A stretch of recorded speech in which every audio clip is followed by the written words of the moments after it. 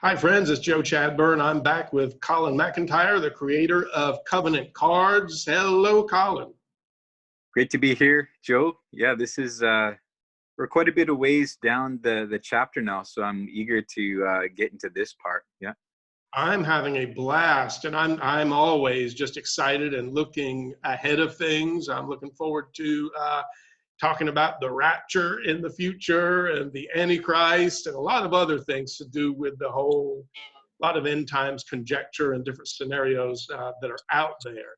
So that's going to be a real good time, and I know a lot of people are waiting to hear those things, as well as what we're going to talk about today. So I want to hop right into it. So for those of you who are watching via YouTube or the JesusConversation.org, this is part 5 of our Matthew 24 Fulfilled series, which is included in a larger project called Debunking Last Days Hysteria. That project can be heard in its entirety on the Love Reimagined podcast. So we're going to kick this off. We're going to dig right into Matthew 24:21. If you haven't caught the previous verses, just get back with the series. And you can go right from the first one and listen. It's a good idea to get it in its continuity. But sometimes if you're like us and you like a refresher now and then, just to be able to pop into a particular verse or certain passages, it's just a great reference tool. So you can use this in the days to come, copy and paste it on social media when someone wants to, kind of debate you and you don't have a million years to explain something. We're taking a million years to break this down. So figuratively speaking. So without further ado, I'm going to get into verse 21 here. Matthew 24:21.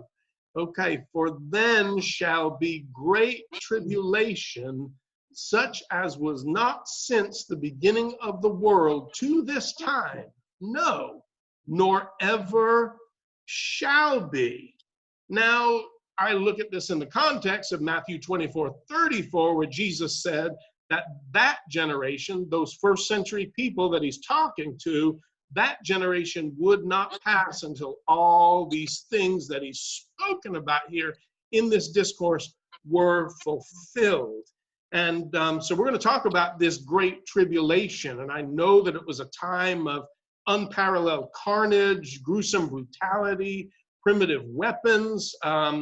There's thoughts that Jesus may have been using hyperbole here, and just an understanding, when you get it, of just how devastating this would be to a first century Jew. I mean, this is wiping out basically their entire belief system, their religious system, their practices, and everything that they deemed, sacred and holy pretty much was gone.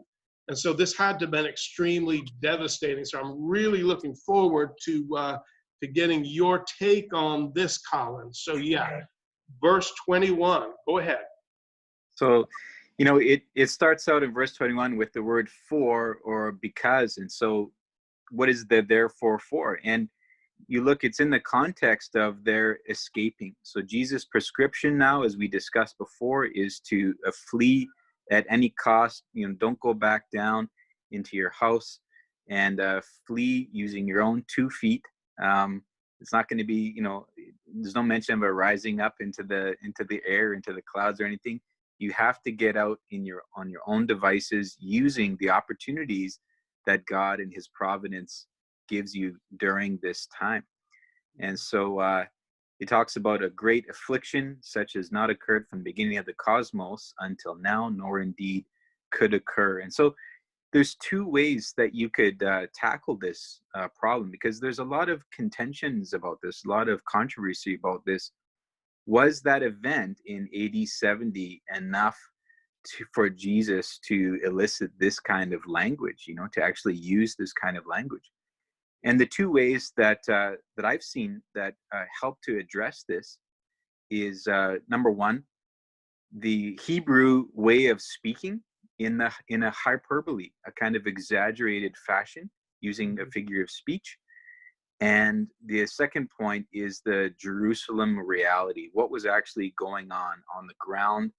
And remember, tribulation, like to this point, the reality, tribulation it's not just physical, it's psychological, it's emotional, it's spiritual.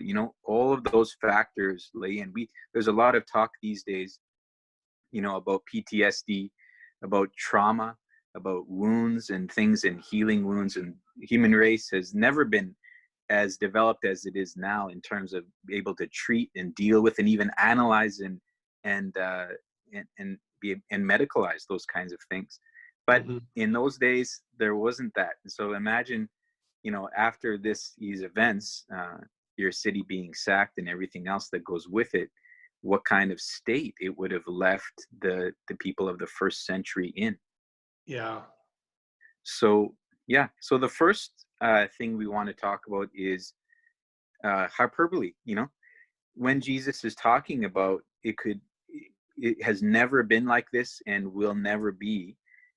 Was that something that was commonly used in those days as a mode of speech? And the answer is absolutely.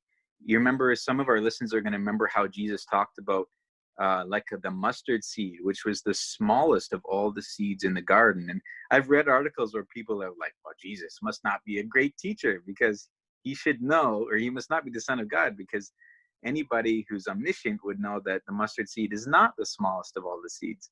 Mm-hmm. And what they're doing is they're really missing the point and putting a Western literalism, a scientific literalism, on what is a very Eastern way of talking. And if you go to the Middle East, as some of my friends have, and even my family have, the way that they've reported people talking, even nowadays, is they often are using this kind of exaggerated way as a form of argumentation, as a form of speaking.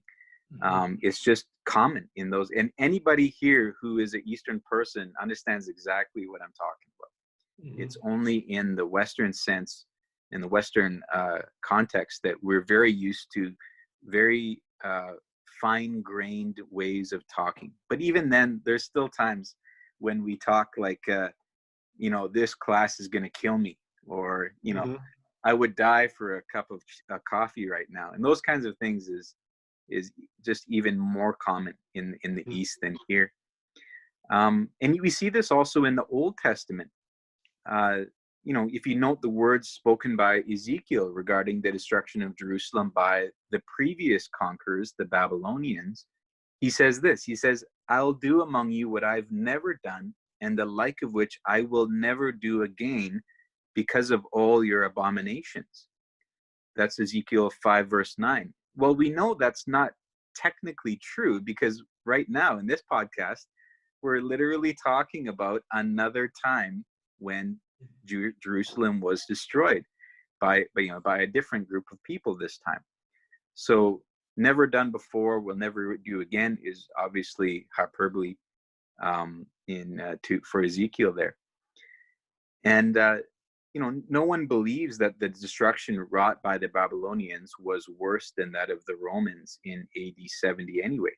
The point is that the destruction is going to be severe, excruciating, and unique. Just like the mustard seed, it doesn't necessarily mean smallest. It means very, very small, uniquely small.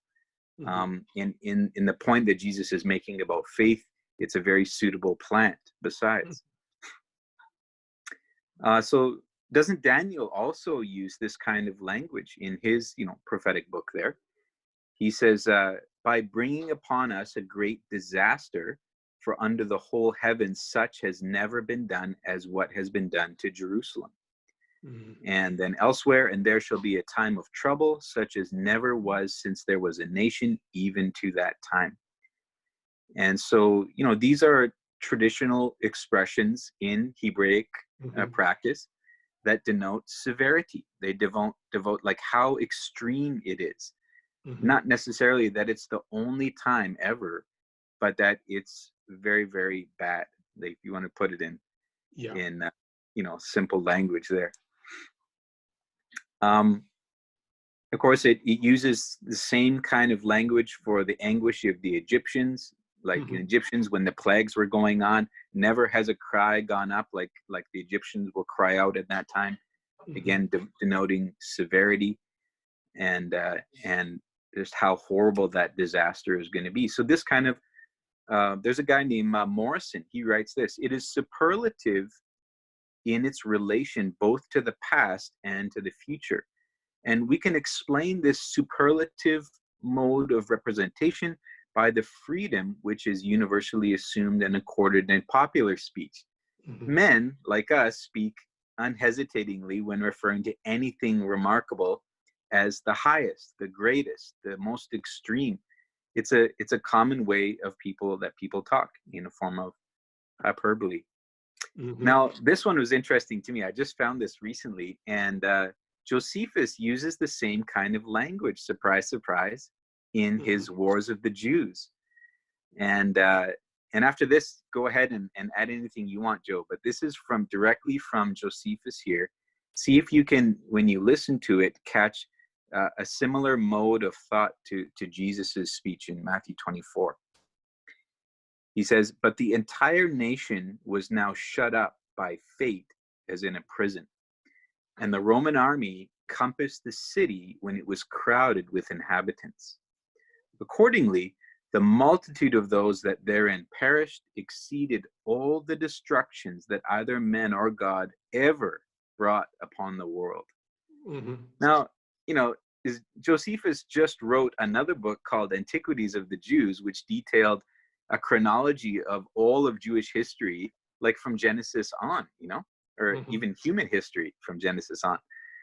And so is he unaware of Noah's flood? You know what I mean? Like, is he unaware of all these other kinds of catastrophes that have happened? Yeah. Obviously, Josephus here, when he's talking about the destruction, is simply bringing into sharp focus how horrible it was, especially to the people of that time. Because, Mhm. like, make no mistake, it's very well known among psychologists too that a person's wounds are very unique to them. Like, what the events that trouble or traumatize a person is extremely unique to the individual. And so it's not always helpful to go to somebody who will say, yeah, but something way worse happened to me. Or think Mhm. about, 50 years ago, how bad it was, like that. Like, that has some effect to kind of um, give perspective to a person. But to be really honest, if a person's depressed and sad, it's usually because of something that's internal. And Mhm. sometimes those external things is not the solution to healing the problem in the person. And so, Yeah. yeah, so that's all I had, man, for the Okay, well, hyperbole. Do you want that's to add? really good. I would just add, and not just it's not really adding, it's just kind of a footnote here. But if we don't have hyperbole in the Bible, then what we end up with is contradictions. And so here's which there are places that where there are contradictions, but some of what appears to be contradictions are nothing more than hyperbole, and we can talk about that another time. But when you look at Matthew 24:21, says, "For then there will be great distress, unequaled from the beginning of the world until now, and never to be equaled again." Compare that again to Exodus 11:6, "And there shall be a great cry throughout all the land of Egypt, such as there was none like it, nor shall be like it anymore." Right. So if Exodus 11:6, if there was never to be greater distress than what was inflicted on Egypt during the plague of the firstborn, Exodus 11:6 directly contradicts Matthew 24:21.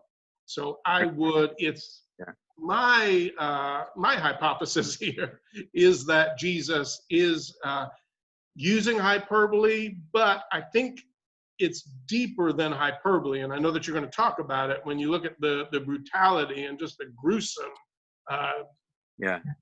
just the carnage that occurred. So we can talk a little bit about that, and I'll let you go ahead and touch on that.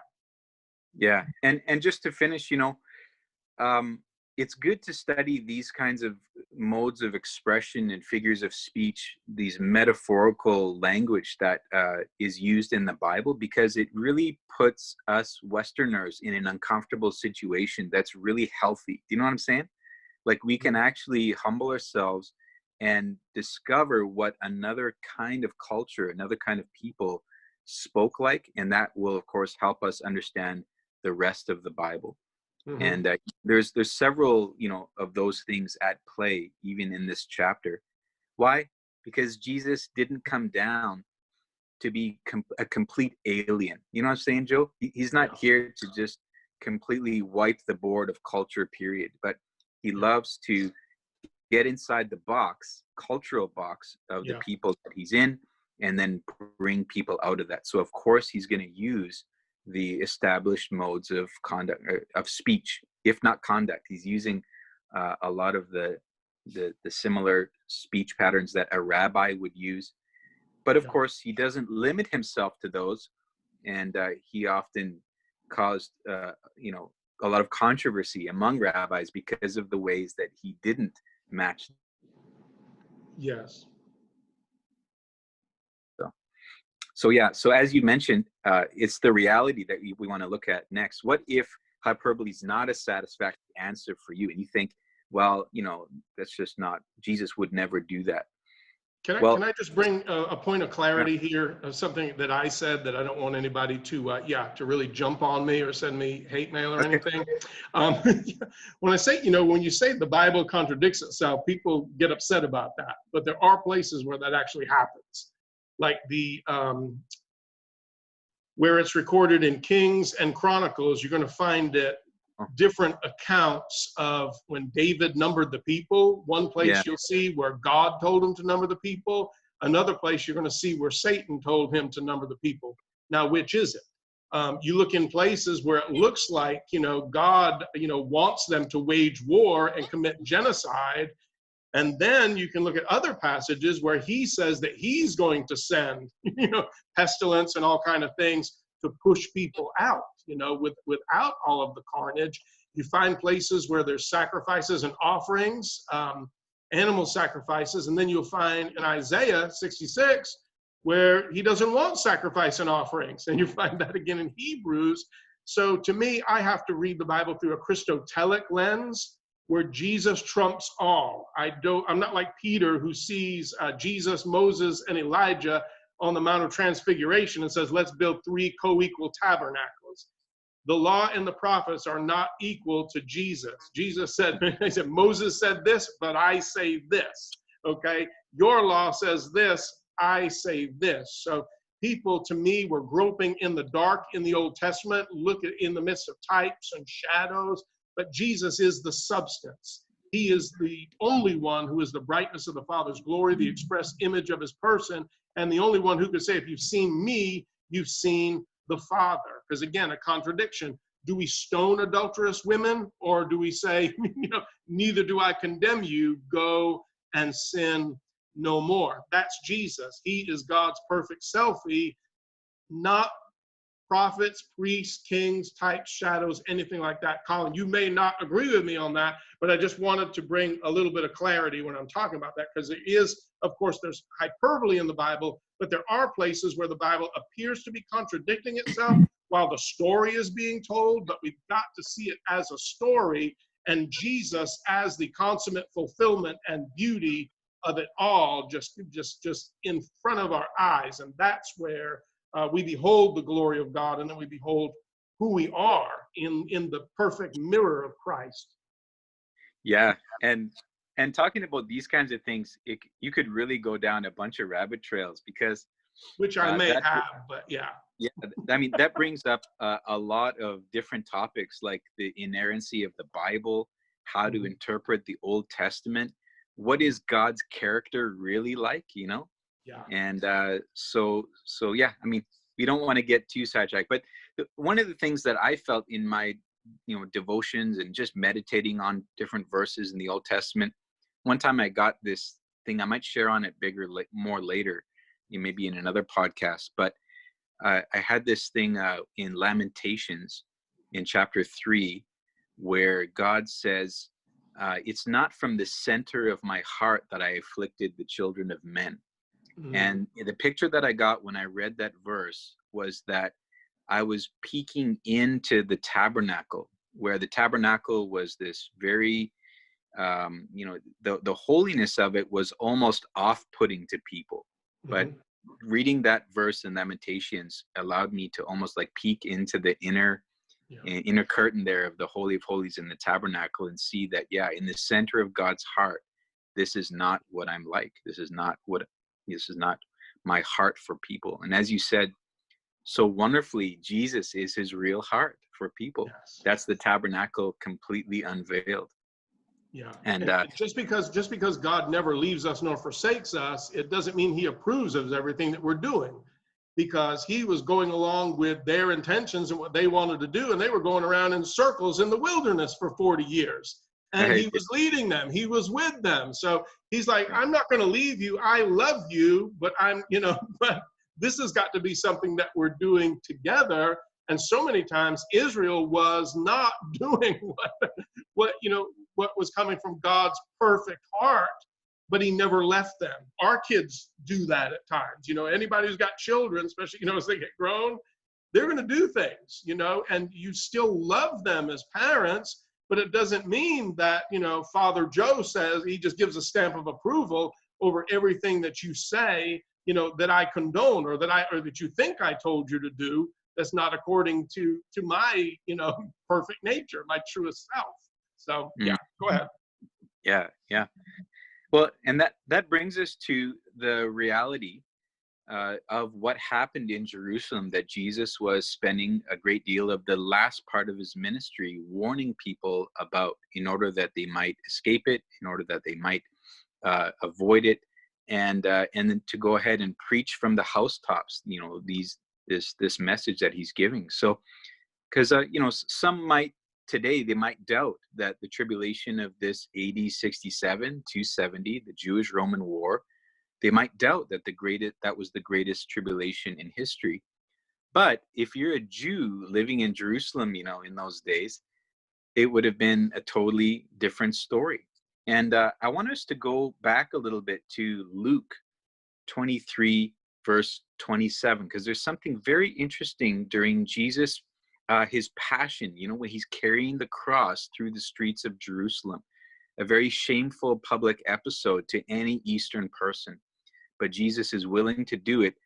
And it says this, and a large multitude of the people followed him, Jesus, as well as of women who mourned and lamented for him. So there's these women who are on the sides on the crowd as Jesus is making his way through the city, who are crying. But turning to them, it continues, Jesus said, "Daughters of Jerusalem, don't weep over me." Listen to this. "Weep rather for yourselves and for your children. For see, days are coming in which they will say, blessed are the barren, and wombs that have not given birth, and the breasts that have not nursed. Then they will begin to say to the mountains, fall down upon us, and to the hills, cover us over. For if they do these things when the tree is full of sap, what will happen when it is dry?" So when I saw that, after reading some of the history that we've uncovered so far in this podcast, number one, it really showed me how transcendent, how objective Jesus is, even though he's the one suffering right now. He's the one that's having all the trauma right now. He's the one that's completely justified in just having his face lowered to the ground and struggling up to the hill on Golgotha. But instead, he's looking around at people. This really boggled my mind. And he's seeing almost in an empathetic way, seeing the emotion on their faces. And he tries to not so much comfort them, but to put them into the real problem. The real problem isn't me. That's not what you should be crying about. And it's your future that I'm thinking about. That is such a leadership principle. We could go off on, how amazing a leader that Jesus was, and even thinking that way. Yes. But obviously his heart is for the people. It's really he's such a people person in that way. Even the thief on the cross later on exemplifies that in a very, just a very profound way.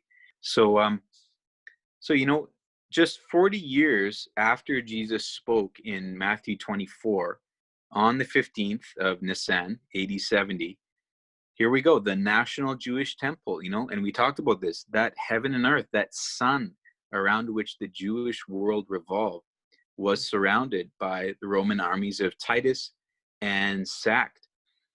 And by the way, that was exactly the same date in the same month as the first temple burning down, Solomon's temple, in 586 BC. And it was then plundered, as we've talked about. It was plundered, dismantled stone by stone. The walls of the temple were leveled to the ground. Even the land, and some of you history buffs might remember, this is what the Romans did also to Carthage in the brutal Carthaginian wars. They plowed up the land around Jerusalem and salted it so that nothing could ever grow. Like, talk about desolation. Like, for me, that fits that adjective so well. Yeah. Nothing, so that nothing could ever live there or grow there again. The And Romans then were finally, very the cruel and calculating, weren't they? Yeah, I mean, when they conquered, they had a list check. They checked their list off of things that you do to a rebellious people, probably so that it becomes a deterrent to everybody else. You know what I'm saying? Mm-hmm. Like, if they deal with it that severely, then who would want to, go against the Roman Empire? And then the people, of course, were finally sold along with old Judea. The human cost also was just appalling. At the time of the Passover, they calculate there was approximately 3 million people trapped in the holy city. Mm-hmm. Of these, about 1.1 million died terrible deaths from both the famine. Remember the famine, it's not just the battle that caused these deaths.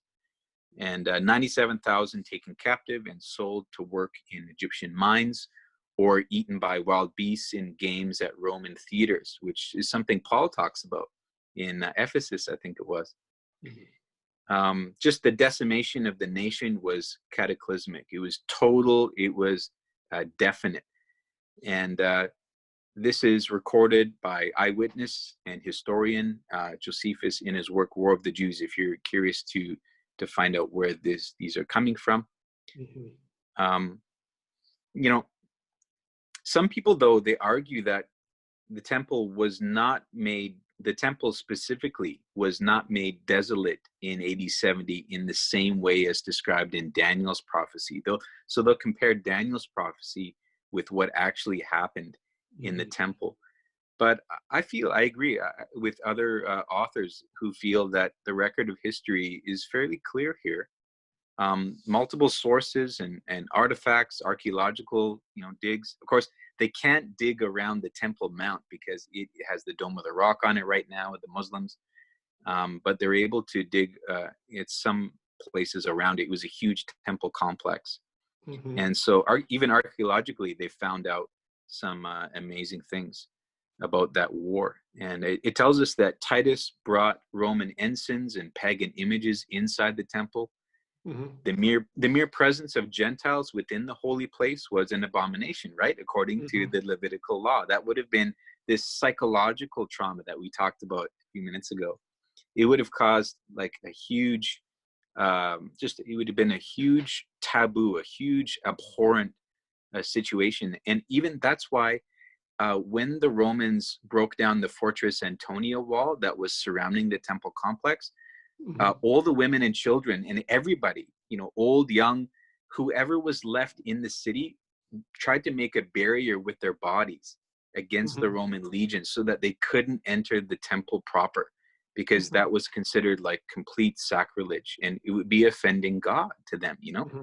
to have pig-eating Gentiles in the holy place, which mm-hmm. hadn't happened since Pompey the Great, 63 years before Jesus, when Pompey entered the temple and to his surprise found nothing inside because the Ark of the Covenant had already been disappeared, right? Of course, we talked about the Gentiles. It was an abomination according to Levitical law. Then the Roman ensigns with their pagan symbols were set up.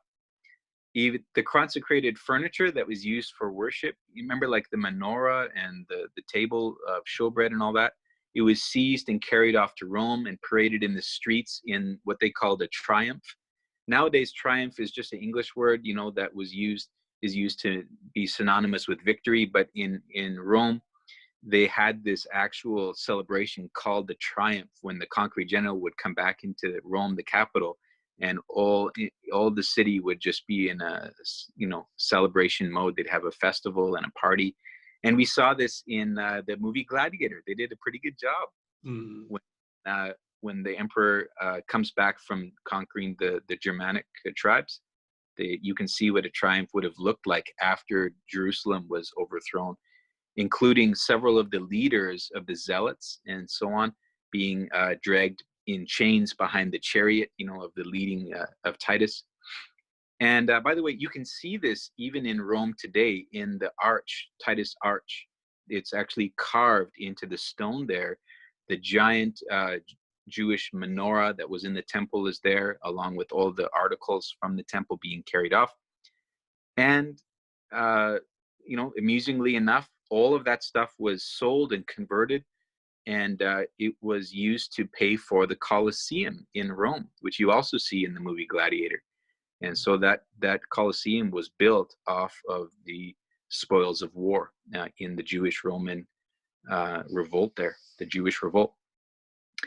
And the last but not least, of course, the temple itself was destroyed. Not one stone was left on the other, leaving the sacrifices desolate until this day. And with that, we should add the spiritual damage that would have done to the Jewish people, small and great, whether you're a priest or not, or a common Jew, and whether you actually lived in Judea or Galilee or was part of the exile, outside. Just the fact that your religion is now over, and we can't. I think you can't overemphasize that enough. How different Judaism was back then to what we call Judaism now. The modern one, or the one that was developed shortly after, is called Rabbinic Judaism. It focused mainly on the Pharisees and their interpretation of Moses and the law, and it became very much a book religion as opposed to a ceremonial, ritual, temple religion. And so the two are very night and day in many aspects, and we don't want to minimize that. The whole point of tithing, the whole point of atoning for your sins, everything you had to do about in order to get right with God was taken away from them forever. And so they basically had to come up with a different way of worshiping God, and it was all speculation. Even the rabbis, they just started talking about what seemed best to them, not necessarily direct downloads from God himself about what he wanted to do now.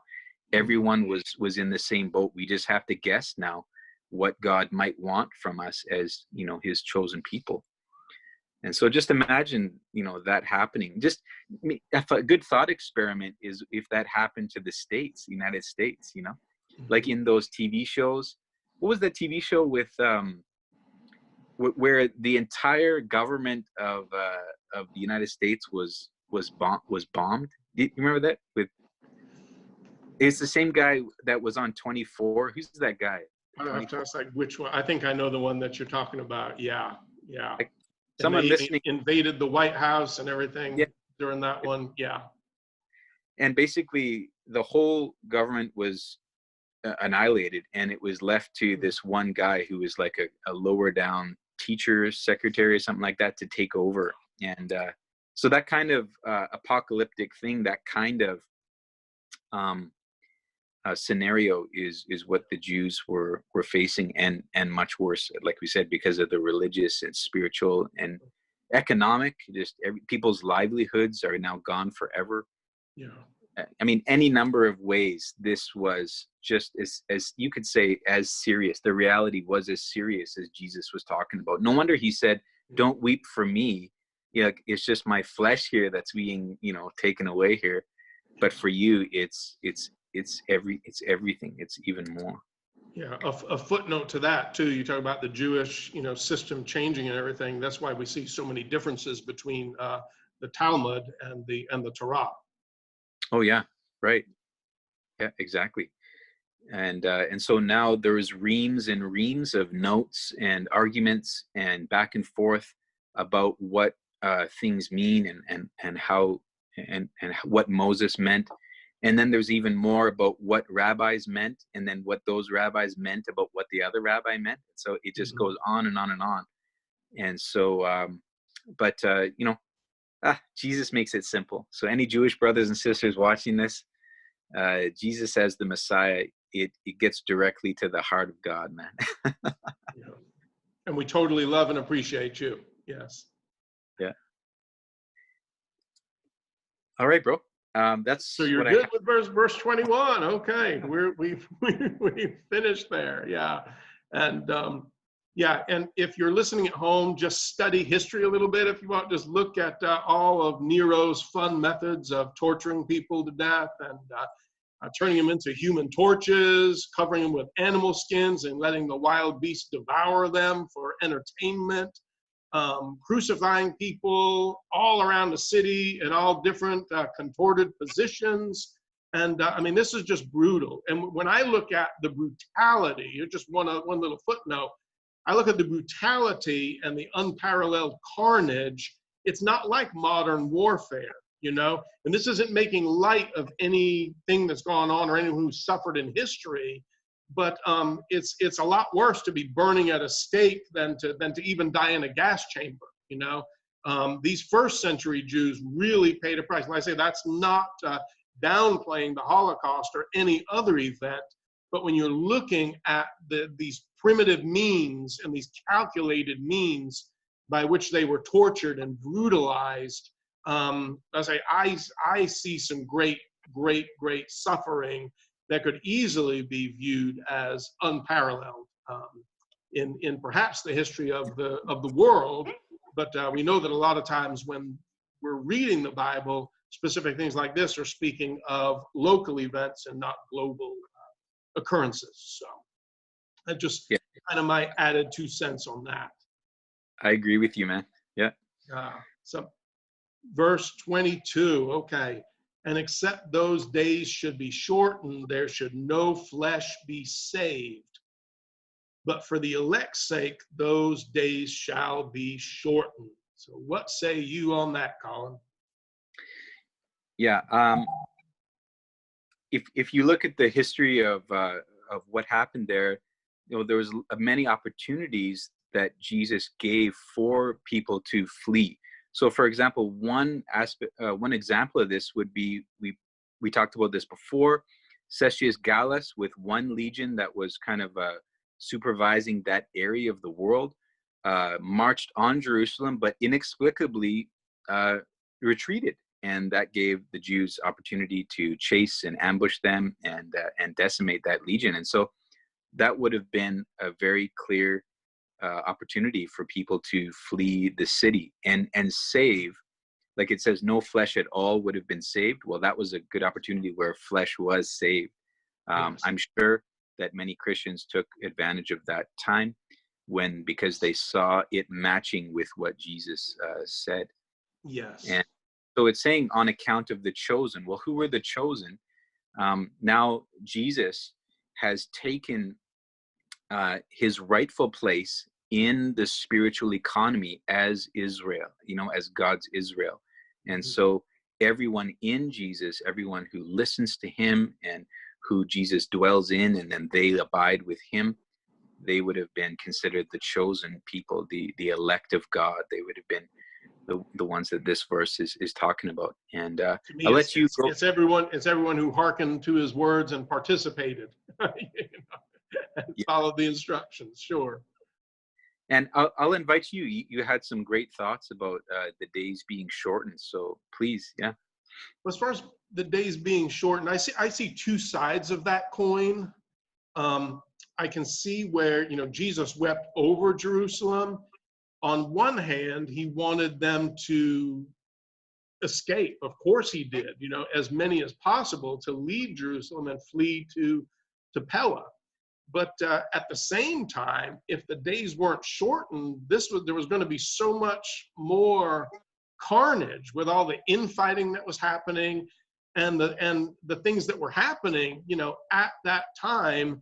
It could have been extremely unbearable. And you can think about just the emotional and physical effects that happen here.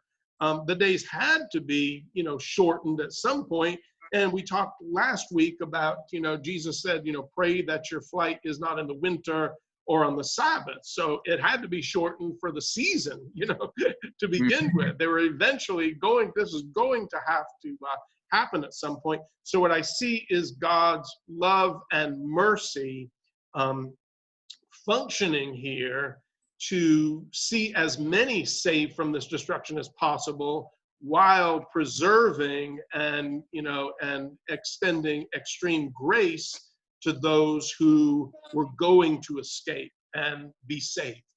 So yeah, that's my take on that. Yeah, and we also spoke briefly just before we were recording about how the civil war that happened before the Romans even arrived also saw fit to greatly weaken, their defenses. And so a lot of infighting and factional battles that took place. It's of course it's unfortunate to even talk about this. I mean, this is people here. This is people dying, but it actually enabled the Romans to take over the city much faster than they ordinarily would, and who knows what unspeakable things were saved from happening there. So as usual, the Romans fought with typical efficiency, and the legions is as a fighting force, the Roman war machine did maybe longer than they would have hoped, because at the end even they were very frustrated with how the Jewish defense was holding out. The Jews kept sabotaging the ramparts that they would put up against the city's battlements and its walls, like burning it to the ground, overnight. And finally, the Romans figured out how we're going to do it, and that meant that they had to guard the city guard their forces, day and night. And at the end, they were just so frustrated and so just so flustered at it that there's a part of Josephus where apparently Titus considers whether he should even destroy the temple or not. And Josephus, I think, makes a big point about this, saying that its glory was unparalleled, and so Titus wanted to save it, for his honor. But scholars today are like, nah, it's doubtful if even Titus thought that, because everybody was like, we need to get this over with. The only way the Jews are going to stop is if we take their main thing away. That's the only thing that's going to demoralize them to the point of them surrendering or not fighting anymore. They realized that after a while. And so they just completely decimated the temple complex. Yeah. Makes you wonder how much history they knew too, as far as them being delivered from Pharaoh and all these other things, how the Jews had escaped, Babylon and all these other stories of empires that had tried to conquer them, and they made a comeback. So I would imagine they had some history there, True. Like, yeah, you can let your imagination wander. Like, did Titus or and Vespasian before him sit Josephus down and say, tell us about your people, and all these stories would have come out, because Josephus, of course, what used to be a Jewish commander, and then he turned traitor to his own people and joined the side of the Romans and became their main interpreter, their main mediator. Even Josephus tried to reason with the leaders of the rebellion and shouted to lay down your arms and come out, and you'll be treated as you're due. But they all refused even his advances. So all right, you ready for verse 23? Okay. Then if any man shall say to you, lo, he is Christ, here is Christ, or lo, or there, believe it not. And keep going. 24 also. Yeah. Okay. For there shall arise false Christs and false prophets, and shall show great signs and wonders, insomuch that, if it were possible, they should deceive the very elect. Right. I want to read something at this point. Like, we've talked a lot already. This is now the third time that something like this has come up, which is very Hebrew of Jesus too, in the way they spoke a little bit in circles, were repeating certain points, And of course, the points that are repeated are the ones that that you need, to pay attention to when Jesus talks about it. And so we've talked about false messiahs, false prophets, and now again, false messiahs are here, and false Christ or false anointed ones, or actually he combines them. Now there's false anointed ones and false prophets will be raised up and produce great signs. And so in the Wars of the Jews, Josephus' book there about this revolt, it's mentioned here, something I want to read. A false prophet was the occasion, he says, of these people's destruction. Now he's talking about the last hurrah of the temple, the last stand, you might say, of the Jewish people in Jerusalem, in the temple complex. And apparently there was a false prophet that rose up and made a proclamation in the city that very day that God had commanded them to get up on the temple, and there they will receive a miraculous sign of their deliverance. So sadly, this had the opposite effect. It meant that even more people now were subject to the Romans' wrath and the fury of the legions at their obstinate defense thus far. And so just ordinary folks now, this was really hard for me to read. Just ordinary people now are in a misplaced faith in God, putting themselves and their kids at huge risk, instead of doing what other members of the Zealot movement did at the very end, which was escape through the drainage tunnels, which is still there, and you can walk through it even to this day in Jerusalem.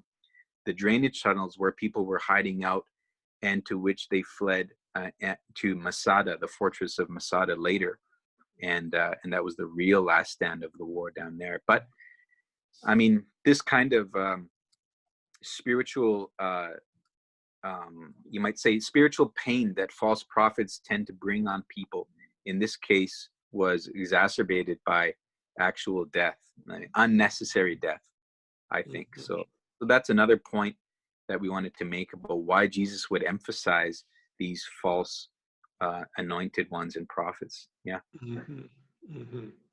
All right. Verse 25. We'll hop on down there then. Okay. Behold, I have told you before. I guess I'm going to go to 26 too.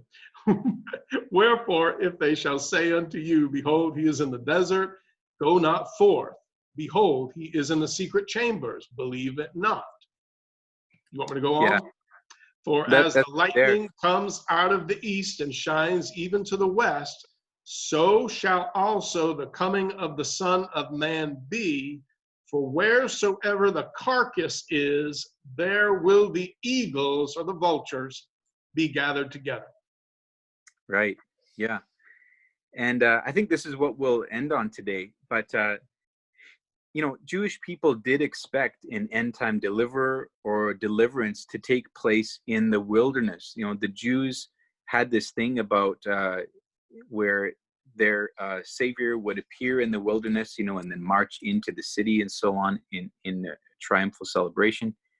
And but we've talked about this a little bit before in Antiquities of the Jews, Josephus's other book about the history of the people, the Jewish people.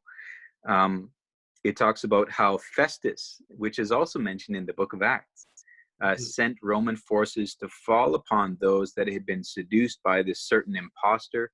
His name was Theudas, I believe, who promised them deliverance and freedom. He said, Josephus says, if they would but follow him as far as the wilderness. And accordingly, those forces, Festus' forces, the Roman forces, destroyed both him that had deluded them and those that were his followers too. So yeah, this is a very, very clear fulfillment of what Jesus talks about in the desert or in the wilderness. Some translations have, don't venture out, which means don't go there. Like, don't even follow those people. Don't believe what they have to say.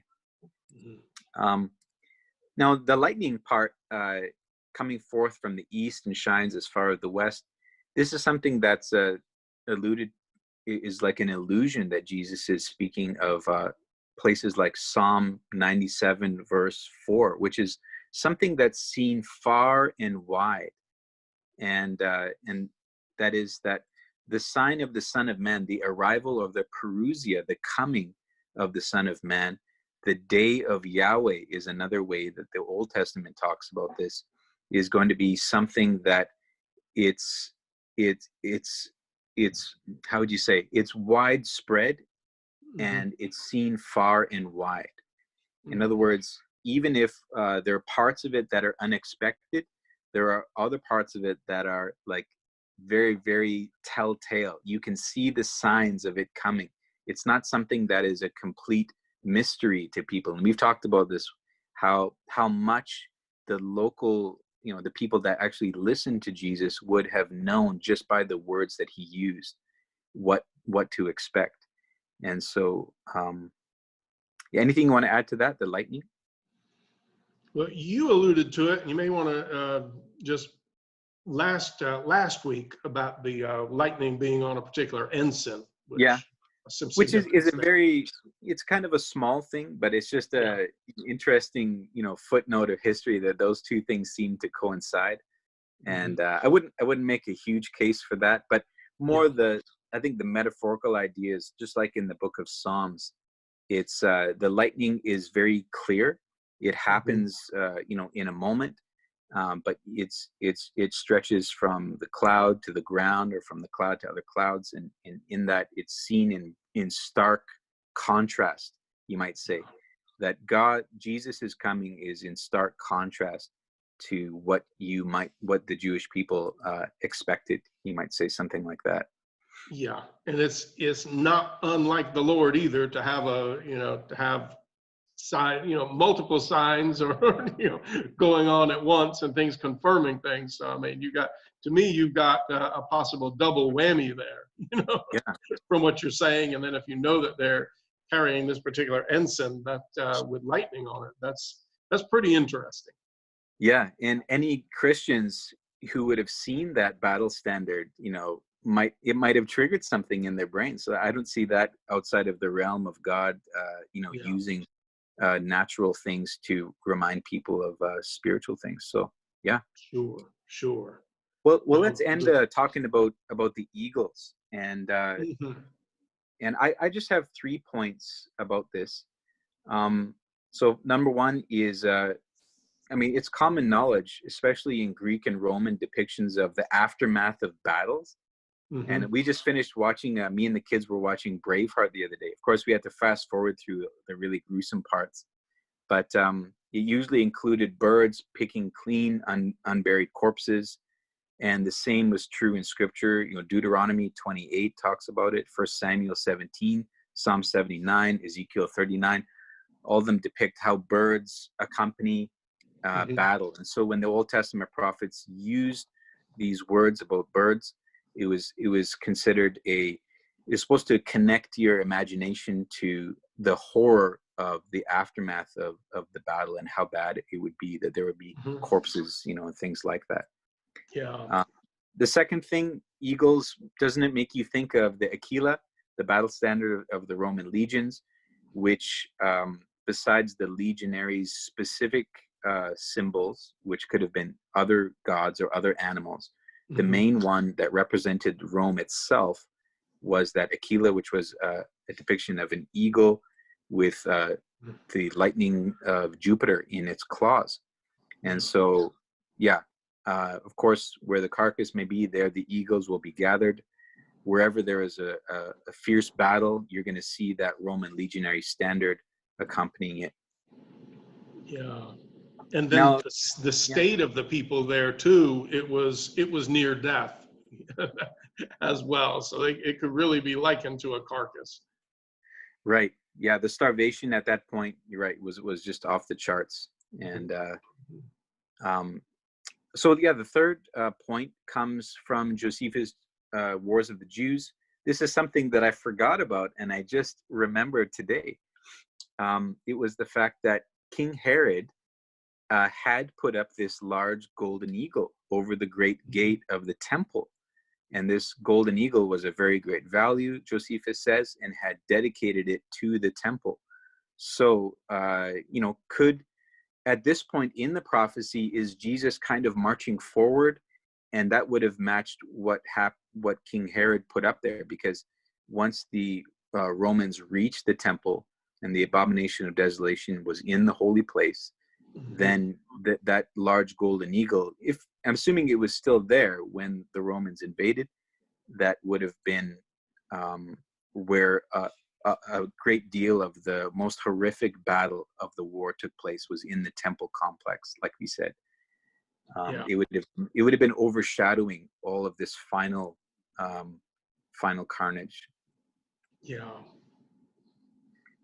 Well, good. I Yeah. want to talk about parousia in one of our upcoming podcasts for sure. And I know when we get to talking about rapture theories and things like that and conjecture, it'll be very interesting. But I do want to, and maybe you can bring some light on that. But in verse 27, when he says, "For as the lightning comes out of the east and shines even to the west, so also shall the coming of the Son of Man be." That word coming, you look at the Strongs, it's a being near. It's it says one of the definitions is especially return of Christ to punish Jerusalem. And it meant a presence as well. So there was a being near, a presence. So when people read that and automatically get the idea that here is physical Jesus who has come, and they're looking for, when they think of a coming, they're thinking of a literal, physical, flesh and bone, glorified body man riding on the clouds. This is not what happened, and you really don't get that from the true meaning of this word coming. So if you're coming from a futuristic dispensational mindset, when you read that, you're already projecting something onto the text that is not there in my estimation. So do you have anything to say about that? Yeah, I'm just looking for it here. If you have Don't tell me. A covenant card. Yeah. Yeah. Good stuff. So some of the people watching this may not have watched the first podcast we did together, which was on these cards. And I can't remember if it was there or later on that we talked about this, but this parousia is 2 cards I've devoted to it. And it gives you at least an introduction into what this very, very loaded metaphor was about in Hebrew, in the Hebrew language, in the Jewish thought process. And so, this coming or personal presence, as you said, is in the sense of an owner alone being able to deal with the situation. And in the East, parousia was this technical expression for a king's arrival, their visit, or even their invasion. Mm-hmm. So special payments and taxes to defray the cost of the king's parousia, his coming, were exacted, and extravagant gifts were often given. I'm talking here in the secular context, right? Mm-hmm. Food was given to him, maybe a crown of gold. But in the case of a certain Roman emperors, when they had a parousia, when they came into a region, a new era was often reckoned by the striking of special coins empire-wide called adventi coins. And you can see examples of this in Roman currency that have been dug up today.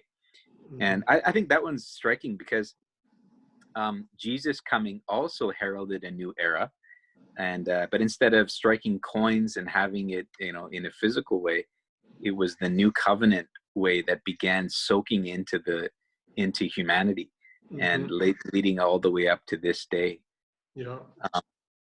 But I like when Jesus tells them whose image and superscription is on that coin, and then basically he's giving them a bird's eye view into their relationship with him. Like, whose image do you bear? Right. Render to Caesar the things that are Caesar's, but render unto God the things that are God's. Yeah. So I see that parallel very well with parousia, that his coming is coming. It's to take back what was stolen, take back from the enemy's camp, let's say, what was stolen. And so Jesus, in that coin little scenario, I think was answering the question about, who do you really belong to? It's not taxes that's the real issue here. It's whose are you? And not that we're God's personal property or tools for him to abuse or use, but Mhm. it's in the context of a family. It's in the context of adoption, as Yeah. sons into a family kingdom. And Yeah. so we know that this word parousia is just thick with meaning.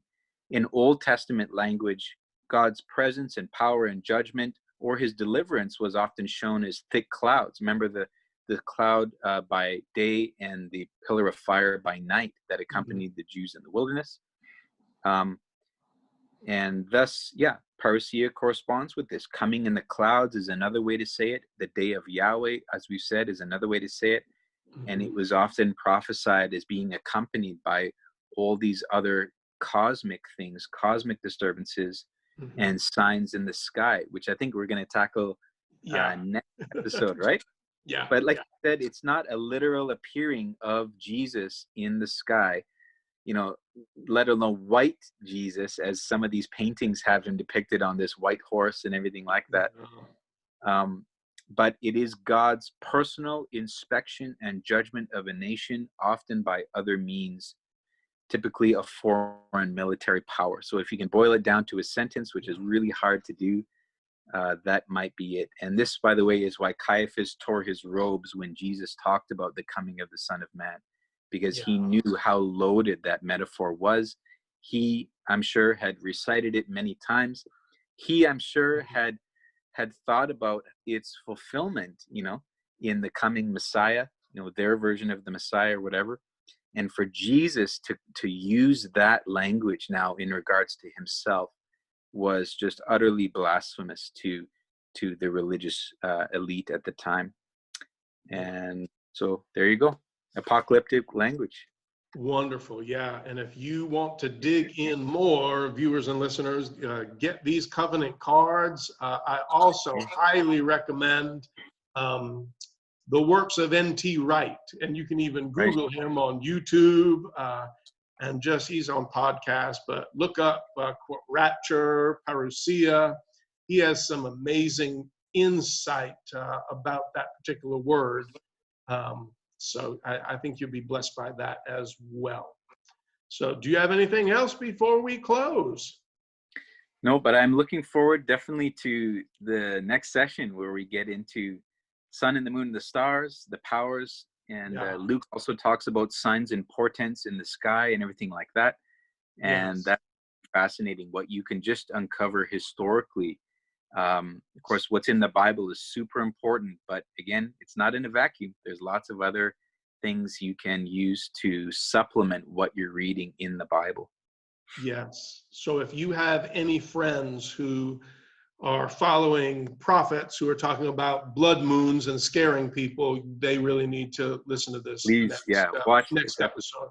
episode. Yeah. So, all right, Colin, thanks for being with me today, man. It was wonderful. Okay, love you, Joe. Thanks so much. Love you, brother. To all of our viewers, listeners, we love you so much. Have a wonderful week.